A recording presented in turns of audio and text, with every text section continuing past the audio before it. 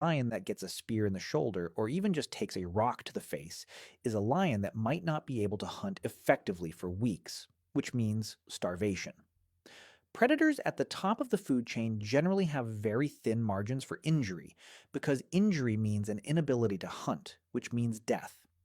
So most large carnivores are deeply structurally risk averse. They want an easy, clean, low risk kill. Anything that significantly increases their risk, coordinated noise, group resistance, projectiles from multiple directions, is usually sufficient to make them turn around and look elsewhere. Our ancestors figured this out.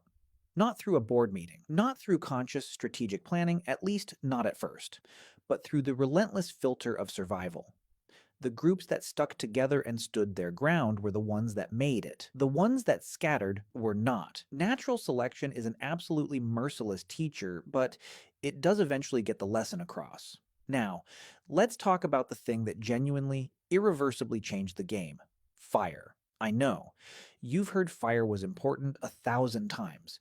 It's in every history textbook, every documentary, every prehistoric explainer ever made. But I want you to truly appreciate just how catastrophically, fundamentally transformative fire was for human survival. Not just for warmth, not just for cooking, specifically for the predator problem. Here is the biological reality. Almost every large land predator on Earth has an instinctive fear of fire that is essentially hardwired into its nervous system.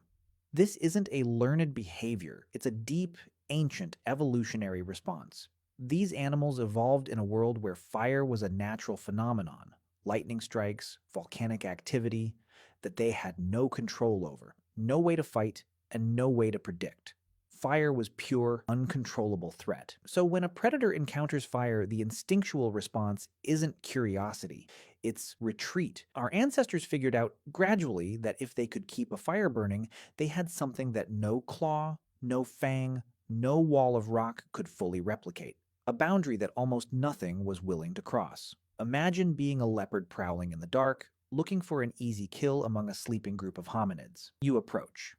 You feel the heat from 40 meters away. You see the light, which, crucially, destroys your ability to use darkness as a stealth tool, because now everything near that fire can see you coming from 100 meters out. You smell the